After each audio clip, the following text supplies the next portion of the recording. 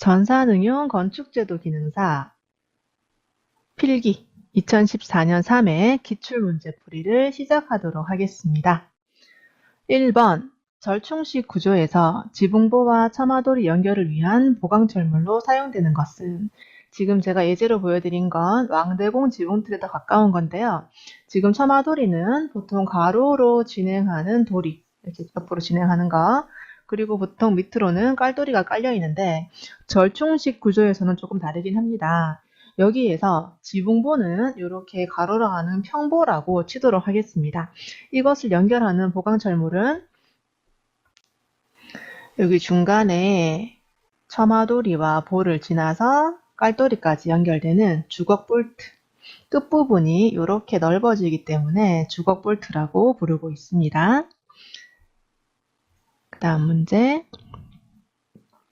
2번 채광만을 목적으로 해요. 열 수 없다는 말입니다. 밀폐된 창, 붙박이 창.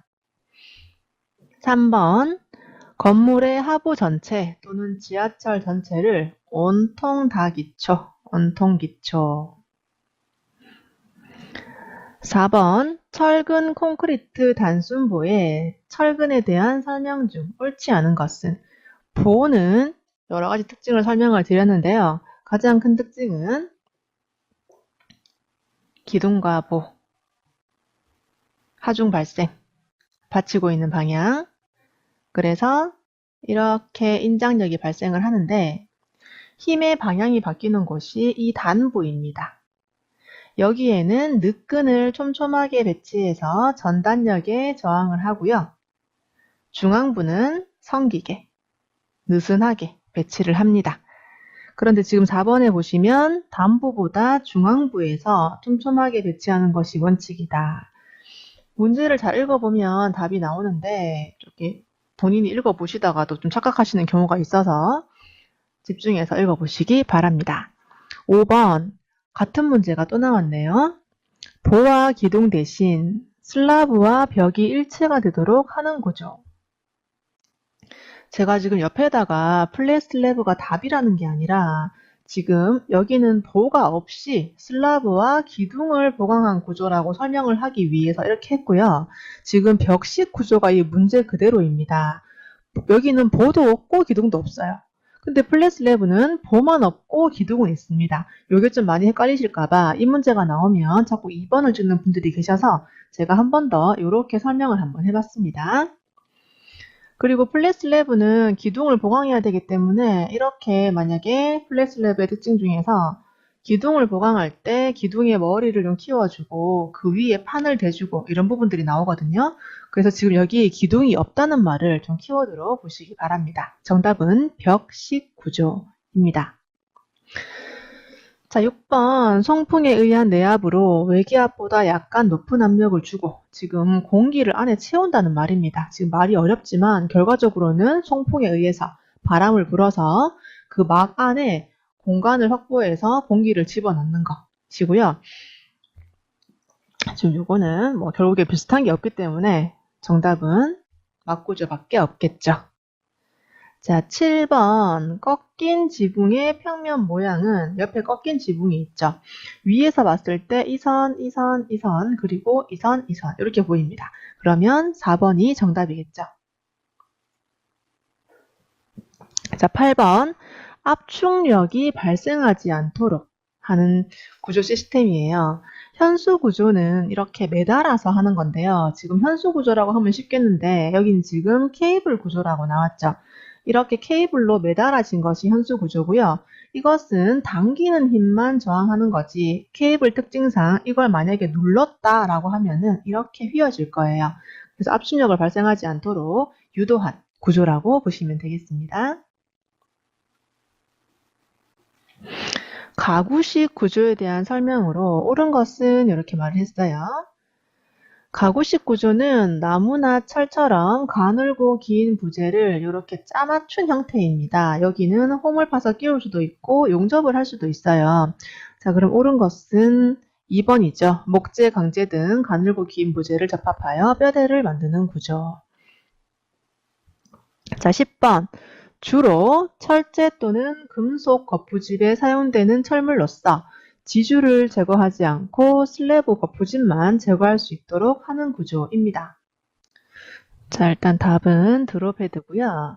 여기 지금 보시면 철제 또는 금속재 거푸집이라고 하는데 유로폼, 이것도 금속재 거푸집일 수도 있고 또는 시스템 거푸집 이런 것들이 있는데요. 지금 여기서 한번 그 지주라고 하는 게 우리 쉽게 생각하면 세로로 받쳐주고 있는 동바리 또는 서포트라고 보고요. 우리가 바닥 슬래브를 이렇게 거푸집 공사를 한번 해볼 거예요. 자, 그럼 순서를 봤을 때 동바리를 대고요. 그 위에 이렇게 철제 같은 걸로 한번 잡아주고 그 위에다가 이제 뭐 멍에 같은 것들을 깔고 이렇게 바닥 거푸집 판을 댈 겁니다. 자, 이제 이것을 설치를 했는데 그런 다음에 철근 배근하고요. 여기다가 콘크리트를 부었어요. 콘크리트. 자, 이제 콘크리트가 굳는 동안 원래 우리 그냥 드롭 헤드가 없다면 콘크리트가 굳은 다음에 이 거푸집을 받쳐주는 동바리를 완전 해체를 하게 되고요. 해체하고 그 다음에 바닥 위에 받치고 있던 것들을 다 떼낼 거예요. 그런데 지금 이것은 순서가 다른 게 이 동바리 위에 나사나 볼트처럼 이렇게 길이 조절하는 게 있습니다. 그래서 이게 조금 약간 덜 굳었을 때도 이것을 길이를 약간 줄일 수가 있어요. 길이를 줄인다는 것은 요만큼씩 볼트를 풀어서 내려가지고 공간을 확보하는 거예요. 그런 다음에 이 동바리, 그러니까 서포트는 두고, 여기서는 지주라고 했죠. 서포트는 두고 여기 밑에 헤드만 제거하는 거예요. 요 부분, 하판 밑에 있는 부분요. 요것만 제거하고 다시 길이를 좀 맞춰서 살짝 다시 받칩니다. 그러니까 길이를 다시 해서 이렇게 받친다는 거예요. 이렇게 해서 이제 마지막에 한꺼번에 해체하는 방법인데요. 이걸 굳이 왜 할까라고 생각할 수도 있겠지만 일단 용어 자체를 한번 알아두시기 바랍니다. 자, 11번 블록조의 테두리보에 대한 설명 중 옳지 않은 것은 이라고 나왔습니다. 일단 테두리보가 뭔가 보시면 조적 벽체는 이렇게 생겼고요. 여러 가지 횡령이라던가 약한 것들이 있습니다. 자, 그래서 이렇게 테두리보 설치를 해주면 일단 여기 벽돌에 바로 작용하는 하중도 분산을 하고요. 벽체를 이렇게 한꺼번에 붙여서 좀 흔들림도 잡아줄 수 있는 그런 거라고 보시면 되겠습니다. 옳지 않은 것은 이라고 했어요. 2번에 보시면 테두리보의 너비는 보통 금인 내력벽보다는 작은 거 아니고요. 크거나 같게 하시면 되겠습니다. 크거나 같게. 우리 기초도 마찬가지예요. 기초도 우리 벽체를 잡아주는 거잖아요. 이렇게. 근데 벽체보다 작아버리면 굉장히 불안한 구조가 되겠죠. 테두리보도 마찬가지예요. 이 내력벽을 잡아주는 역할인데 내력벽보다 작아버리면 이 폭이 작아버리면 굉장히 불안한 구조가 될 겁니다. 자, 12번 목조 왕대공 지붕틀에서 압축력과 휜 모멘트를 동시에 받는 부재는 똑같이 많이 나옵니다. 시옷자 보고요. 일단 시옷자 형태는 압축력을 많이 받는 거죠. 아치 형태나 압축력이 강해요. 동시에 휘는 힘도 얘가 보강을 하고 있다라고 보시면 좋겠습니다. 부재 중에서 단면 크기가 가장 크다. 이것도 알아두도록 하겠습니다. 자, 13번 목구조에서 토대와 기둥의 맞춤으로 가장 알맞은 것은? 자, 일단 토대라는 것은 이렇게 옆으로 진행하는 아이고요. 이 위에 벽체나 기둥을 세울 수 있을 것이고 이 밑에 이제 목조로 된 기둥을 넣는다고 칠게요. 아, 이건 밑에 기초구나. 이거는 기초고요. 기초고 이 위에 이제 목조로 된 기둥을 놓는다고 칠게요. 자, 근데 이거를 붙이는데 이렇게 편편하게 붙여버리면 두 개가 흔들릴 가능성이 높고요. 못을 박는 것도 한계가 있죠. 자, 그래서 어떻게 하냐면 이 위에 있는 기둥에서 튀어나온 홈을 만듭니다. 이렇게. 그리고 토대에는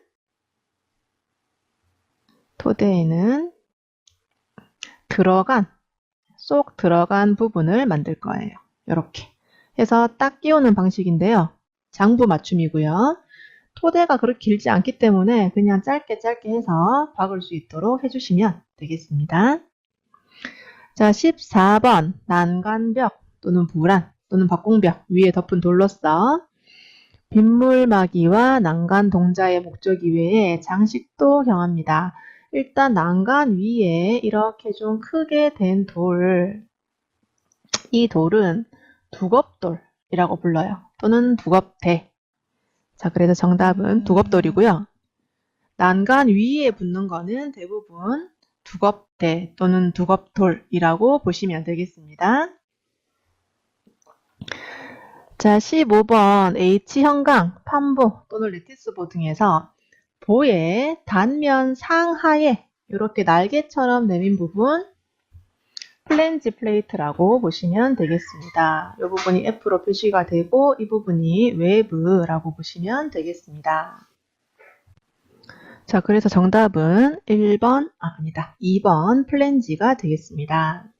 자, 16번 상대적으로 얇고 길이가 긴 짧은 부재를 상하 그리고 경사 연결해서 장스팬의 길이를 확보할 수 있는 구조는 일단 장스팬이라는 것은 기둥과 기둥 사이의 거리죠. 그게 좀 먼 거라고 보시고 스팬이 15m를 넘어갈 경우 또는 보의 춤이 1m 이상 될 경우 이렇게 보시면 되겠는데 일단 보의 춤이라는 것이 이 기둥 사이의 거리, 이 스팬의 10분의 1에서 왔다 갔다 하죠. 그래서 보통 보의 춤이 1m라는 것은 기둥과 기둥 사이가 한 10m쯤이라고 예상을 하시면 되겠고요. 여기를 이제 잡아주는 게 이렇게 속이 뻥뻥 빈 삼각형 또는 직선 이렇게 만들어주는 트러스 구조라고 보시면 되겠습니다.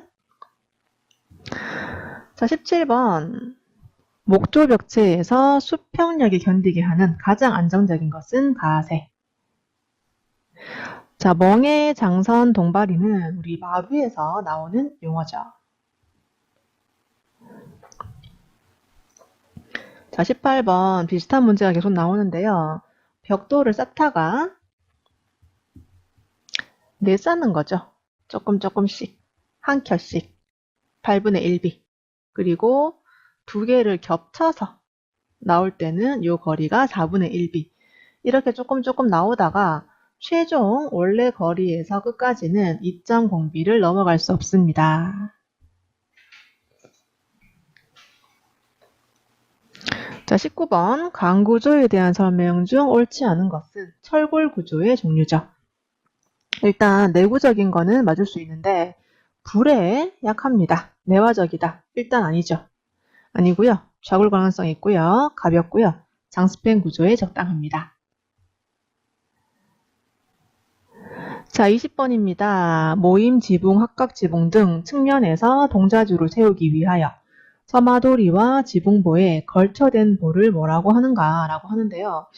우리 지금 교재에서 보시면 이렇게 중간에 지나가는 도리와 도리 사이 거기에 이렇게 좀 꼬부라진 모양, 쏙꼬리 모양 이렇게 들어가는 것이 오미량입니다. 자, 이제부터 나오는 문제는 건축 재료 문제인데요. 조금 중복되는 내용들은 넘어가도록 하겠습니다.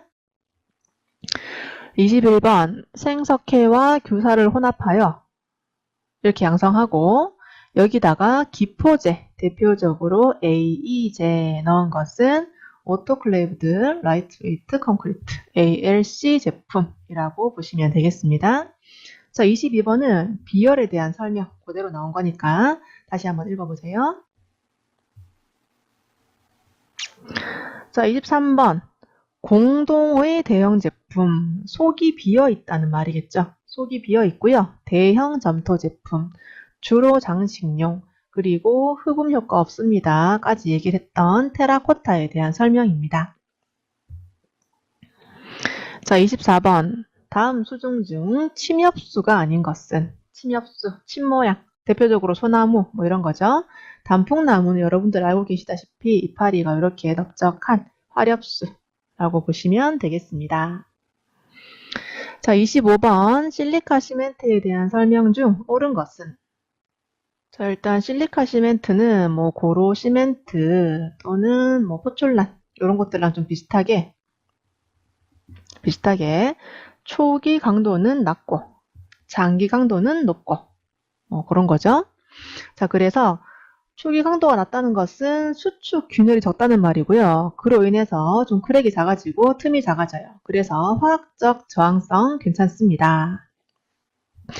틀린 답으로 보시면 초기 강도는 낮고 장기 강도는 높고 초기 강도가 낮기 때문에 긴급공사용 적합하지 않습니다. 긴급공사용 적합하지 않습니다. 다시 한번 확인하시면 되겠습니다. 자, 26번 점토를 만드는 순서입니다. 점토를 만들 때는 원료를 배합을 하고요. 그 다음 반죽을 해야 되겠죠. 그 전에 이 흙이 괜찮은 흙인지 확인을 하고 그 다음에 원료를 배합하고요. 그 다음에 반죽하겠죠. 그런 다음에 모양 만듭니다. 그리고 한번 말리고 구워주시면 되겠습니다.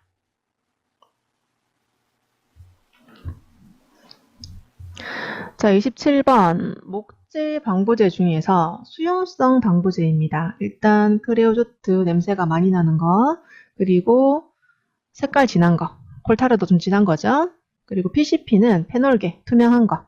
요거 셋 다 기름성이고요. 요것만 용액이죠. 물에 녹이는 거. 수용성. 자, 28번. 목재의 섬유 평행 방향 강도 중 가장 약한 것은입니다. 자, 목재가 뭐 이렇게 좀 작게는 잘 안 하겠지만 이렇게 섬유의 평행한 방향, 이렇게 길이 방향 쪽으로 있을 때 힘이 이렇게 들어가고 이렇게 들어가면 여기는 바로 잘라져 버릴 거예요. 그래서 전단력에 대한 것이 가장 약하고요. 일단 섬유 방향에는 인장력이 제일 좋죠. 당기는 힘 가장 세고요. 가장 약한 것은 전단 강도. 자, 29번 문제 이어가겠습니다. 탄소 함유량이 증가함에 따라 철에 미치는 영향. 일단 탄소 함유량에 따라서 철의 경도나 강도 그리고 용접성이 왔다 갔다 합니다. 그런데 연신율은 잘 펴지고 잘 늘어나는 성질이에요. 크게 상관이 없다라고 보고 있습니다. 자, 30번 위장 재료에 대한 설명 중 옳은 것은 이라고 했어요. 자, 미장 재료는 단일 재료로서 사용되는 경우보다는 복합 재료로 쓰이는 게 좋습니다. 예를 들어서 시멘트 그대로 쓰는 것보다는 석고를 첨가해서 좀 이렇게 속도를 늦추거나 그로 인해서 크랙을 방지하는 이런 효과가 있기 때문에 복합적으로 사용하게 된다라고 보고 있습니다. 31번 구조 재료에 요구되는 성질과 가장 관계가 먼 것은입니다. 재질이 균일해야 되고 강도가 커야 되죠. 가공도 쉬운 게 좋습니다. 근데 탄력성이 있고 구조 재료인데 탄력성 크게 필요 없겠죠. 그리고 자중이 커야 한다. 자체의 무게가 무거운 것이 결코 좋은 건 아니죠. 2층을 이렇게 지었는데 2층이 너무 무겁다면 1층에 영향을 좀 줄 겁니다. 그리고 탄력성도 어느 정도 있으면 좋겠지만 탄력이 너무 심하면 좀 왔다 갔다 할 수 있기 때문에 무조건적으로 탄력이 있고는 좀 별로다라고 보겠습니다. 32번 기건 상태의 함수율. 기건 상태는 공기 중에 건조를 하는 거예요. 공기 중에 수분 때문에 15% 정도라고 보시면 되겠습니다. 시멘트 저장 방법 중 틀린 것은 시멘트 창고 문제가 많이 나온다고 했습니다. 여기서 조금 헷갈리는 게 뭐냐면 채광과 공기순환 왠지 좋은 말인 것 같죠? 그래서 개구부를 최대한 많이 설치하게 되면은 창고 안에 수분이 너무나 많이 들어간다라고 보고 있습니다. 그리하여 통풍이 안 되게 창은 최소화라고 해주시기 바랍니다. 자, 34번 다음 도료 중 안료는 색상을 내는 그런 역할도 하죠. 이게 포함되어 있지 않은 것은인데요. 일단 유성 바니쉬 요거는 합성 재료고 천연으로 봤을 때는 니스인데요. 목재에 칠하는 거다 보니까 투명한 것이 좀 좋습니다. 안료를 섞을 수는 있지만 바니쉬는 섞기 전 상태입니다. 안료를 섞고 나면은 니스에 안료를 섞으면 에나멜 페인트가 되죠. 정답은 4번. 35번 금속의 부식 방지법. 똑같은 문제가 또 나왔어요. 부분적인 녹은 나중에 두는 게 아니라 바로바로 처리할 것. 자, 그리고 똑같은 문제라고 말씀드렸던 게 상이한 금속은 접촉하지 말 것. 부식을 극대화시켜요. 접촉하지 말 것. 정답은 3번. 요거는 맞는 말, 이건 틀린 말. 자, 36번 콘크리트의 강도에 대한 설명 중 옳은 것은 콘크리트 강도에 가장 큰 영향을 주는 것은 물 시멘트 비입니다.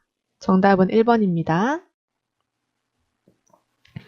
자, 37번 블로운 아스팔트, 블론 또는 블로운 영어니까 비슷한 말이죠. 아스팔트를 휘발성 용제에 희석한 흑갈색 액체로서 콘크리트 모르타르 바탕, 아스팔트 방수층 또는 아스팔트 타일 붙이기를 할 때 사용되는 것은 이라고 했어요. 일단 액체고요. 희석한 액체고 첫 번째로 뽐칠하는 아이고요. 문제가 좀 쉽게 나왔다면 제일 먼저 맨 처음 바탕에 라는 말이 나왔을 건데 요런 걸 하기 전에 또는 요렇게 바탕에 한다는 말이 나왔죠. 그래서 아스팔트 프라이머라고 보시고요. 요런 건 확실히 아니죠. 자, 38번 합성수지 재료는 어떤 물질에서 얻는가 라고 했어요. 자, 일단 가죽이나 유리는 확실히 아니고요. 뭐 석탄, 석유, 천연가스 등에서 만드는 것이 합성수지 재료예요. 근데 고무도 가능할 수는 있겠지만 일반적으로 말하는 재료는 아니다라고 이해하시면 좋겠습니다. 39번 수장용 금속 제품에 대한 설명으로 옳은 것은 입니다. 자, 일단 줄눈대 계단 끝에 대어 미끄럼 방지. 이건 줄눈대가 아니라 논슬립. 미끄럼 방지. 여기 논슬립이 나오네요. 논슬립은 여기 있는데 일단 아닌 걸로 나왔습니다. 자, 그리고 코너비드는 벽이나 기둥 모서리, 코너에 미장 발음을 보호하기 위한 것. 정답이고요. 우리가 이렇게 인코너는 상관이 없는데 이렇게 튀어나온 아웃코너에다가 미장을 한다고 생각을 해보면 여기는 매끈하게 잘 나오는데요. 여기는 튀어나와서 잘 안됩니다. 그래서 여기다가 이렇게 니은자 또는 기역자의 부재를 대고 여기다가 미장을 하면 좀 편하게 깨끗하게 할 수 있습니다. 그리고 듀벨은 목재의 전단력을 보강하는 것입니다. 자, 그래서 틀린 답이고요. 정답은 3번이에요. 자, 40번 목재의 장점에 해당하는 것은 목재는 일단 내화성 별로죠. 다른 거에 비해서라는 말이고요. 재질과 강도는 자연에서 키운 거기 때문에 강도가 좀 단단하다가 옹이가 있거나 뭐 이럴 수도 있습니다. 그래서 이것도 아니고요. 외관이 아름답고 감촉이 좋다. 정답이죠. 그리고 함수율에 따라서 물을 먹으면 팽창하고 수축하고 이것이 크다라고 보시면 되겠습니다. 자, 이제 여기서부터 건축 계획 문제니까요. 천천히 한번 읽어보시고요. 여기 제도 순서도 본인이 제도를 한다고 생각하면서 하는데 지금 오토캐드로 하시는 분들은 조금 이게 말이 안 되는 게 축척은 마지막에 해도 괜찮아요. 그런데 지금 여기서 설명하는 것은 수기 제도입니다. 수기 제도. 그리고 캐드로 할 경우에도 축척은 뭐 그렇다 쳐도 구도는 또 미리 잡으면 좋으니까 이렇게 정하고 그 다음 순서 이렇게 진행한다라고 보시고요. 정답 찾아보시기 바랍니다. 자, 45번 연필 문제 많이 나옵니다. 그 다음 페이지. 자, 50번 볼게요. 그 페리의 근린주구 이론이죠. 인보구 20에서 40호, 근린분구 400에서 500호, 근린주구 1600에서 2000호.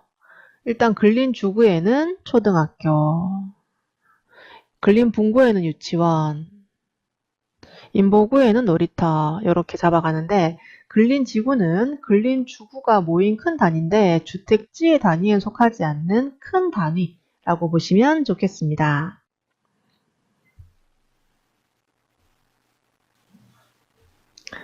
자, 그 다음에 할로겐 램프의 특징 다시 한번 확인하세요. 자, 이 정도 보고 나머지는 여러분들 확인해 보시면 되겠고요. 자, 이제 요거 건축 계획은 특히나 읽어보면 알 수 있는 내용들이 많이 있기 때문에 잘 확인하시고 문제를 하나하나 풀어보시기 바랍니다.